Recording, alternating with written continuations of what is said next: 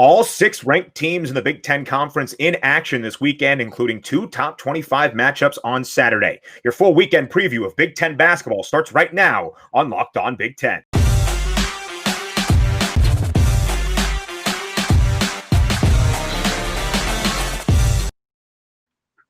Hello, everybody, and welcome to the Locked On Big Ten podcast, a part of the Locked On Podcast Network. I'm your host, Ben Stevens. It is Friday, January 15th, and we have 5 great games of Big Ten hoops scheduled for this weekend, spanning Friday all the way to Sunday. And helping me on this full weekend preview to predict and pick all of it is our good friend JD Arlen, back on the podcast. He is a sports reporter and anchor at WLFI in West Lafayette, Indiana, right in the heart of Big Ten country. He's getting ready for a huge game on this day. We are recording Thursday, the battle of the state of Indiana between the Purdue Boilermakers and the Indiana Hoosiers. So JD, a busy man, but very in tune with Big Ten basketball. We are glad to have your expertise back on the Locked On Big Ten show. Hey, I'm happy to be here. Obviously a big day all around. It's a big weekend, like you said, and a lot of interesting matchups. So really, really excited to preview them with you. 5 games of Big Ten basketball this weekend. Unfortunately, 2 postponements, both Maryland and Nebraska, and Michigan State and Indiana postponed this weekend. We hope they are not canceled, so we hope to get them back later in the Big Ten basketball slate. There are 12 teams in the top 60 of the net rankings within the Big Ten. This is the deepest, best conference, in my opinion, in all of college basketball. So JD and I are here to preview the 5 great games that we have. We will go through it as we have the past 2 weekends in our 3 categories: the Locked On Lock, the Underdog Special, and then a creative choosing of JD's expertise, as there are only 5 games. So he will take that one. We will react, have some fun to it, give you our picks, predictions, everything against the spread. Some of the lines we have are from our good friends at betonline.ag. But because college basketball doesn't release their spreads and totals and such until about 24 hours prior to tip, if you hear us reference the Ken Pom variance, that means we are using Kenneth Pomeroy's lines, the smartest man in all of college basketball, who predicts the outcomes of games, and they are generally within about a point average from what the final Vegas line ends up being. A lot of information to set the stage, and now we ask JD Arlen to get us rolling with his Locked On Lock for this weekend of Big Ten basketball. Well, I think you could just take a look down the schedule, and I'm sure you could have predicted me saying this, but a game that I think you could really bet the house on is Michigan and Minnesota. Michigan is rolling. They obviously had a huge win over Wisconsin this past week, and something that really sticks out to me about the Wolverines is that defense. I mean, you don't have the tallest guys in the Big Ten, but they certainly play like it. And so I really think that's going to go just as everybody thinks. Now, of course, I don't want to eat my words here. Minnesota, I've known covering Purdue for this long that you never can count out the Golden Gophers. They know what they're doing, and they almost play better when they're underestimated. So it'll be interesting. I don't think this one's going to be a blowout by any sense, but I think the outcome is definitely pretty predictable.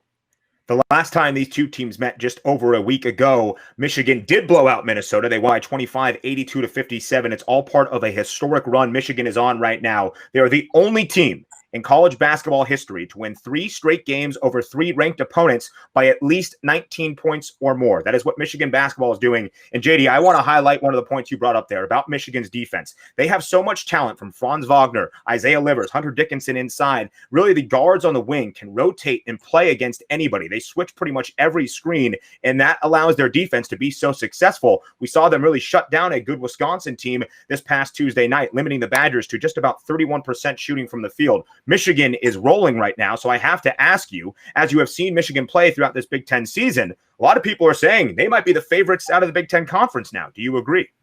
I disagree. I think Michigan is on a hot streak. They're on a roll, but I think there's only so much that you can take from that. Obviously, you said at the beginning of the show you think the Big Ten Conference is one of the best in college basketball. I don't disagree with that at all. But I think so much of the Big Ten is about momentum. And right now, Michigan obviously is on a hot streak. And the tank runs out. Eventually, somebody in this league is going to come and take it to the Wolverines. My favorite to make it out of the Big Ten Conference and go far is actually Iowa. They've been in the top 10. There's obviously a lot of attention on Luka Garza. But beyond that, they're so deep. They have quite a lot of talent coming off the bench as well. So, yes, it would be apt to pick Michigan to do well this season, but to actually win overall in the Big Ten, I don't know if you can make that claim based on what they've done. You could hear it in what JD Arland is saying right now, a sports reporter and anchor at WLFI in West Lafayette. We haven't even got to his takes on Purdue basketball yet, but this is why he is such a knowledgeable Big Ten fellow, is because he's talking about Michigan, talking about Iowa, giving us his predictions and picks for this weekend of Big Ten basketball. He gave you his locked on lock, liking Michigan in this Saturday's battle, a top 25 matchup against the 23rd ranked Golden Gophers. Michigan ranked number 7 in the country. I will give you my locked on lock featuring that other ranked game on Saturday. It is 21st ranked Ohio State visiting Champaign and the 14th ranked Illinois fighting Illini. As Ken Palm sees it right now, Illinois about a 5-point favorite. The over-under total's up there, 147. I still think Illinois, despite the loss to Maryland this past Sunday, is an elite team. The Maryland loss, inexplicable, really. To be at home over an unranked Maryland team, you would expect a team like Illinois to take care of business in that Sunday matchup. They didn't. They fell. They got upset at home inside their own stadium. But still, Illinois ranks highly in pretty much every metric across the entire country. According to Ken Palm, who I say is the smartest man in all of college hoops, Illinois ranks 8th in his efficiency rankings, 9th in offensive efficiency, 19th in defensive efficiency, 11th in effective field goal percentage, 5th in three-point percentage across the entire country. I could go on for Brad Underwood's team. And then you have an Ohio State team, though, right now, JD, that's playing very well. They've won 2 straight. Dwayne Washington, in their most recent game against Northwestern on Wednesday night, had 23 points, 6 assists. They had Michi Johnson coming on, the talented freshman who is apparently LeBron James's nephew. They are not actually related, but he considers LeBron a dear friend of the family because LeBron grew up with Michi Johnson's father. So Ohio State heads into this game, a top 25 matchup against Illinois, playing some really good basketball. Another stat I want you to pay attention to here, JD, for this matchup between the Buckeyes and the Illini. Justin Arns, for those Ohio State Buckeyes, has taken 49 field goals this year throughout the early portion of college hoops. Can you guess how many of those 49 field goals have been from beyond the arc? I mean, it's got to be quite a bit. That's why I'm asking you, right? Yeah. I mean, percentage-wise, I'm going to say somewhere in the upper 70s, maybe 80s. Upper 90s, because out of the 49 field goals he has taken, 48 of them have been from three-point land. He has only attempted 1 2-point shot so far in all of his action throughout this early portion of the college basketball season.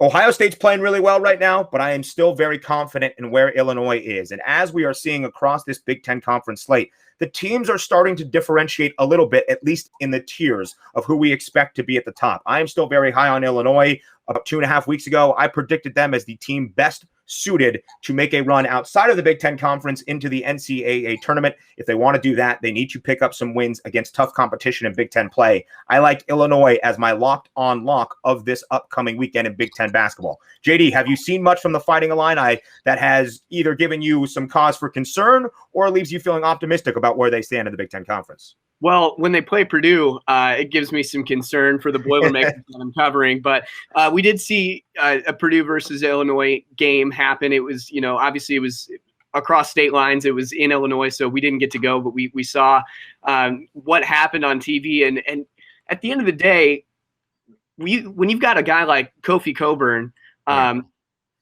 you can't go wrong. I think Illinois is, I'm struggling to put it into words, but I think Illinois is very impressive. If they're able to keep their foot on the gas and use some of the guys on their bench, that's when it's really going to come down to it, because they do have a lot of bigs and they do like to get inside, which lends itself to foul trouble. And so I think if they're able to kind of put it in drive with shooting, they're going to be a lot more successful than even we've seen so far from them. Right. One of the best 1-2 punches in all of the country with Ayo Dosunmu at the guard spot and Kofi Coburn inside. They need to see some of that depth continue to hit those elite levels if Illinois wants to be a second weekend team in March Madness. So those were our locked-on locks of the weekend. Now we move to our underdog specials. JD Arland, get us rolling with who you like as the dog this weekend, maybe pulling an upset. I know that I'm going to take some strange comments for this one, but hear me out. My upset watch for this weekend is Northwestern basketball and Iowa. And I know that goes back on what I was just saying. I love Iowa basketball. I think I'm high on Iowa basketball. I think they're really good. They're number 5 in the country for a reason. But you've got a Wildcat team that is very hungry. I have the schedule up here on my computer, and their last win came over Ohio State by 1 point, and then they're riding into this next game, Northwestern and Iowa, the same matchup that is played this weekend. And, they took this huge loss, and that started a losing streak for them. So they're eager to get back on top and get back to what they do best, which is pulling some of these upsets. It's kind of the renaissance of Northwestern athletics. We saw it on the football field, and now to have a basketball team that is extremely competitive is really something special. So my upset is with Northwestern. For any one specific player, one specific matchup, I can't tell you. But I'm going to tell you that I think as a team, they're ready to get back in the driver's seat and start winning basketball games again. It does feel like quite a long time ago that Northwestern started off Big Ten Conference play this season, a perfect 3-0, and were at the top of the standings by themselves. They have now lost 4 straight, and that Iowa loss a few weeks ago started this losing streak, as J.D. Arlen mentioned. As Ken Palm sees it right now, Northwestern being at home, it's only about an 8-point spread. I expect that to be more double digits. So calling it the underdog special, JD's not saying the Wildcats are going to come out and upset the 5th-ranked team in the country on Sunday just because. But as we know, good teams win and great teams cover. So J.D. Arlen gives you Northwestern as his underdog special of the weekend. My underdog special comes tonight, and this one is provided by our good friends at betonline.ag. We don't need any Ken Palm spread here. We have it from our friends at betonline.ag. So I guess you can say that Big Ten Ben's underdog special of the weekend is sponsored by betonline.ag, as I am talking about 9th-ranked Wisconsin visiting Rutgers. The Scarlet Knights, a 2-point home underdog, and they are lethal in the rack. The over-under total is 136. JD, we talked about it at the top of our conversation. Michigan looked fantastic in the rout of Wisconsin this past week. The Badgers looked terrible. So how does Wisconsin respond in this game when it was so ugly against the Wolverines on the road and now facing another tough road test? Wisconsin shot just 31% from the field, 32% from beyond the arc, and they came into the game against Michigan 4th in the country in shooting that 3 ball at 42.6%. But the good news for Wisconsin fans is that Demetric Trice, one of the best scorers in the Big Ten Conference, is on a tear right now. He had 20 points against Michigan. He is averaging 21.8 points in these previous 5 games. So he is a bright spot for Wisconsin, even as they fell in the way they did against Michigan this past Wednesday, or Tuesday rather. But Rutgers is also really struggling at the moment. They have lost 3 straight. They have lost 4 of 5. So how am I picking Rutgers to pull off the upset on Friday night? Well, I'll tell you why. Because Steve Peichel, the head coach of Rutgers basketball, gave us a little glimmer of hope for this upcoming matchup against Wisconsin. Cliff Omoruyi, the talented stud freshman who has been a huge part of Rutgers' success to start off the year when they started off a perfect 6-0, there is a chance, a small chance, J.D. Arlen, that Cliff Omoruyi plays and suits up against Wisconsin. He is back at practice doing some drills. It's the first time in over a month that he has been possibly available. The last time he played was on December 20th against Illinois, an impressive Rutgers win that started off and ended their 6-0 start to this college basketball season. I think if Rutgers can be aggressive and Ron Harper Jr., who ranks 4th in the Big Ten Conference in scoring at nearly 20 points a game, can use his athleticism and take it to this Wisconsin defense that is still very good. If Rutgers gets off to a hot start in the first 8-12 minutes of the game, I like Rutgers being able to pull off the upset, not only just to cover, but to win at home at the rack in my underdog special of the weekend, brought to you by our good friends at betonline.ag. I like that. I think when you talk about Wisconsin and you say, they did struggle so much against Michigan, they weren't able to get hot, they weren't able to shoot from beyond the arc, and then look at Michigan and how well they played. It might be somewhat of an anomaly. I mean, Michigan's defense, like we've mentioned, has done well against this Badger team. So can the Rutgers defense even compare to what the display that Michigan put on Tuesday? I don't know. I like the idea. I mean, many are saying that the air is kind of out of the bubble for Rutgers basketball.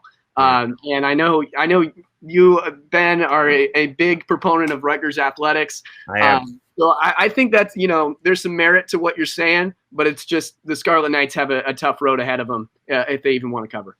And that's a great point you bring up right there about how will Rutgers defend Wisconsin, who loves to shoot the 3, but Rutgers has been prone to getting into foul trouble, at least early on here in Big Ten play. And this Wisconsin team is incredible at shooting from the foul line. 4 of their 5 starters are above 80% in free throw percentage. All 5 of them shoot at least 76% or better. So if Rutgers gets in foul trouble early on in either half and then allows Wisconsin to go to the line for the +1 or even into the double bonus, that is going to be difficult for Rutgers to stay up.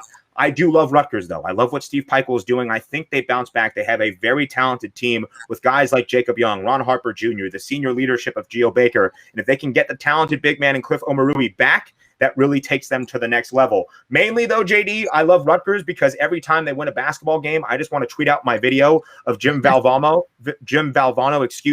from his ESPY speech where he says, your family, your religion, and Rutgers basketball. I just want to tweet that out every time Rutgers has a victory. And at least these last 3 games, I haven't been able to do so, which has been very tough for me. You just got it sitting on TweetDeck, ready to go. Yeah, I can see just it. ready. In the drafts, ready to fire as soon as it goes final. Yes. Hopefully for Rutgers fans, it goes that way tonight as they host 9th-ranked Wisconsin. So those are 4 of the 5 games of this weekend. One final game to talk about of this Big Ten weekend slate. And who else would we want to end with than when we're talking with JD Arlen, the sports reporter and anchor at WLFI in West Lafayette, than with those Purdue Boilermakers. JD, give it to us. How do you like this game playing out between the Boilers and the Nittany Lions of Penn State? Well, you said to create kind of a third category here, and so if I'm going to give it a superlative as if it was in a yearbook, I'm going to say most likely to end in a blowout. Purdue is so willing to get back on their home floor. Obviously, they were going to play Nebraska here at Mackey Arena, and then that game was stripped from them. They've only played 1 out of their last 5 at home. We're recording this here on a Thursday. They're obviously in action at Assembly Hall.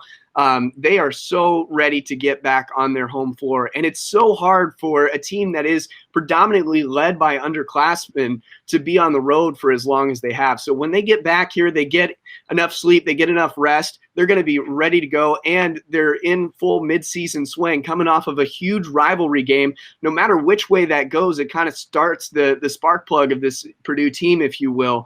Penn State, on the other hand, has 0 momentum. And like we've said, this conference all comes down to momentum. And because of how long that Penn State has been out, I just don't know if you can properly bet on the Nittany Lions to, 1, start on the road, and 2, get back in the groove without even practicing as a team very much. When the first time that they all come together, they're going to be in preparation for this game. They haven't gotten back to basics. They haven't gotten back to what makes them Penn State basketball. And so while they try to search for their identity, the Boilermakers are going to come, and I believe this is going to be a very lopsided scoreboard. Of course, I don't want to eat my words here. Purdue has struggled, in one thing that I've learned as a Purdue fan for my whole life is that sometimes they win games they shouldn't, and they also lose games they shouldn't. So it's almost, too easy when you put pen to paper of saying, hey, Purdue's probably going to win this game. But if Penn State can come out, swing early, and surprise the Boilermakers, they're at least going to have a dog in the fight. But again, most likely to end in a blowout this Sunday, Purdue versus Penn State.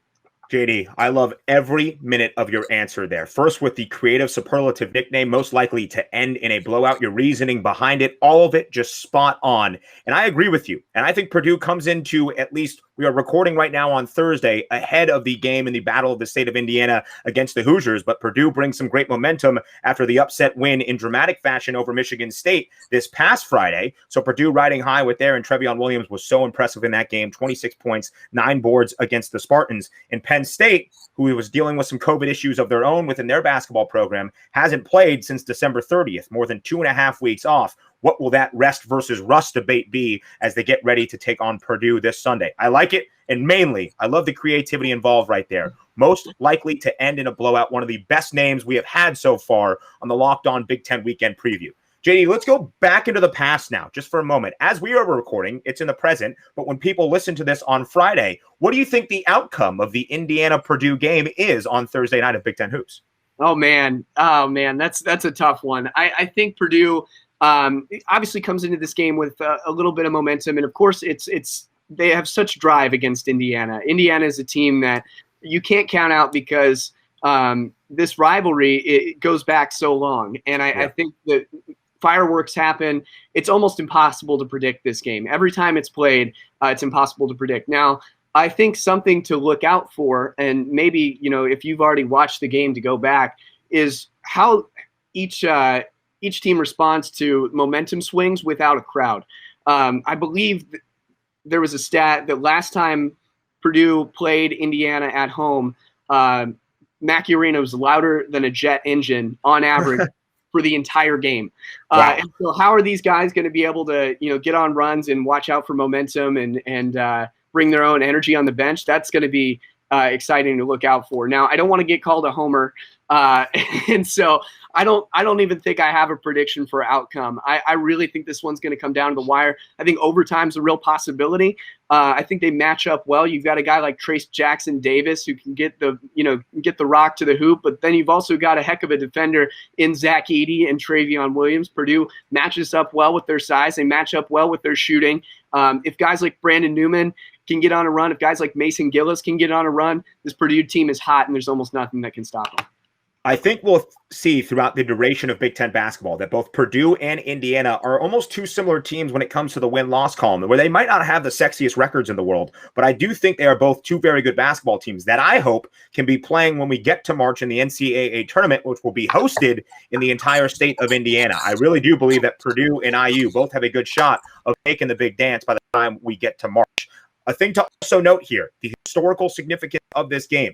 Since Matt Painter took over more than a decade ago at the helm of Purdue basketball, IU is just 5-15 all-time against Purdue during that span. Archie Miller on the other side for Indiana, 0-5 in his career when he faces the Purdue Boilermakers. Can they snap that streak tonight? By the time you're listening to this podcast, you will know. Yes, JD. Here's one for you, Ben. I was a Purdue student. I graduated in May.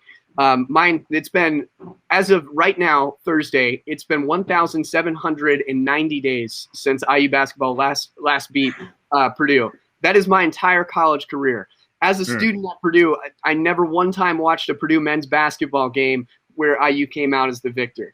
Purdue is very attached to that streak, and fans are very attached to that streak. You go on pages on Facebook like Boiler Diehards, Boiler Ball Junkies. There's several fan groups, and they've all changed the name of the group to just 1790, which is very confusing for fans on the outside looking in. But there is something to be said about that streak, and I definitely think Purdue is going to try to protect it. If I saw 1790, I would think back to the year 1790 since the last time Indiana beat Purdue, but that would still be very impressive. Now, I have to say, this is a great rivalry on the hardwood. One rivalry I hope to join you at soon, JD Arlen, and don't think I forgot, was the Arlen family tailgate for the Old Oaken Bucket. I hope we get that game next year throughout the Big Ten football season, and we can have some fun in West Lafayette or in Bloomington. I'm not sure where the game is scheduled for next year, but I hope we get to that point and we can see the bucket back in action. Hey, man, me too. We missed out on it this year. Obviously, the first time that's ever happened, but It'll make the next one even sweeter. JD Arlen, a sports reporter and anchor at WLFI in West Lafayette, Indiana, keeping you up to date with everything you need to know about Purdue athletics, but also the Big Ten overall, and giving you his expertise for this weekend of Big Ten hoops. JD, thank you very much for your time. Great stuff as always, my friend. Thank you so much, Ben.